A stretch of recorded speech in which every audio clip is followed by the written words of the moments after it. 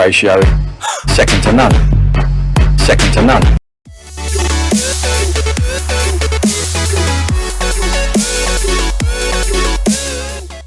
Alright guys, before we get into this video, I just want you guys to leave a comment down below. Who do you think is going to win the FA Cup today later on? I mean, if you're not really into football, it doesn't really matter, but who do you think is going to win? Aston Villa or Arsenal? I'm sort of tempted to say Aston Villa because it'd be quite a good story, but realistically, it's probably going to be Arsenal. But I think I'd rather see Aston Villa win. But anyway, let's get into this video because today we're going to be talking about Formula 1, like yesterday, and is it boring? Because a lot of people have been tweeting this recently, and I've sort of been thinking about it myself. Is F1 getting a bit too boring here, or is it how it's actually been over the last 20 years? Is it pretty similar? Because we've had 3 or 4 drivers that have dominated F1 over the last 10, 15 years. You could say Michael Schumacher, Vettel, Alonso and Hamilton. People would probably agree there are probably the 3 or 4 that have sort of dominated Formula 1 over the last sort of 10, 15 years. And is that boring for Formula 1, or is that how it has been over the whole of the Formula 1 sort of years? Is that how it's been since the start?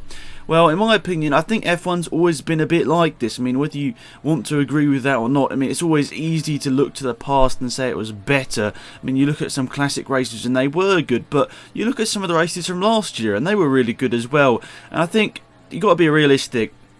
Like I said, there's about 20 races a season. Not all of them are going to be absolutely amazing, are they? I mean, obviously the cars will change and everything, but at the end of the day, it's pretty similar racing to how it was in the past. I mean, I know we've had new innovations in Formula 1 like DRS and KERS over the last couple of years, which has obviously changed up recently, but it's always been quite similar. The overtakes obviously increased over the last couple of years because of DRS, but really the DRS hasn't changed who's won the championship at the end of the year. The best car with the best driver on board normally wins the championship. Obviously last year with Hamilton and his Mercedes, which was incredibly fast, and the 4 years before that, Vettel and his Red Bull. The Red Bull wasn't exactly the best car over all of those seasons, like every single race, but over the whole season it was the best car, I'd say, over those 4 seasons, which helped Vettel go to those 4 championships in a row. And I honestly feel that F1 isn't really boring, but it's just how it's always been, and you can't really change it, because if you have a sport which puts so much money into stuff like this, it's really tough, because all of the competitors want to do something a bit different to try and get themselves to the front of the grid. And there's always going to be teams that are more money than the other teams, and it's always going to end up you have a pecking order with certain cars being at the front of the grid because they spend that amount of money, and then you have cars at the back of the grid spending a lot less, and that's why they're at the back of the grid. It's normally in the order of how much you spend. Normally, I would say, about how well you do in Formula 1. Because obviously, if you spend more, you can develop more, you can get to the front of the grid, and you can hire the best drivers as well, because you have that appeal of having a lot of money, and that can draw some of the big drivers like Hamilton, like obviously Alonso going back to McLaren, even though their car is pretty terrible this year.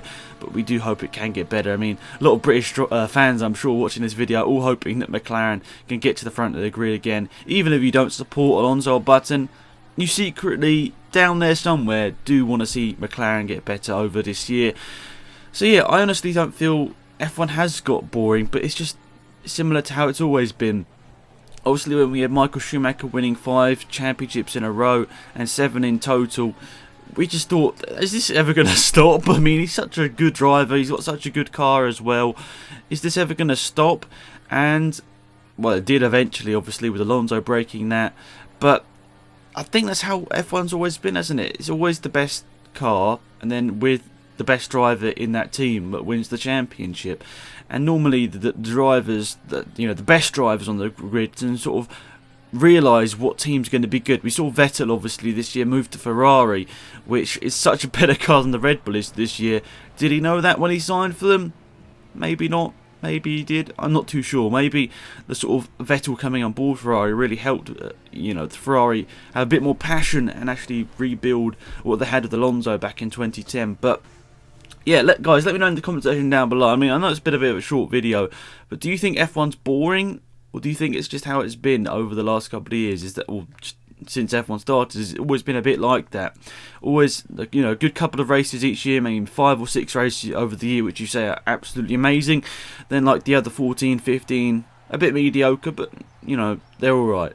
Would you agree with that? Let me know in the comment section down below. It's an opinion video, so don't obviously hate people for opinions, but respect them and obviously put your own down there as well. Anyway, it's been Alex Maldi. Goodbye.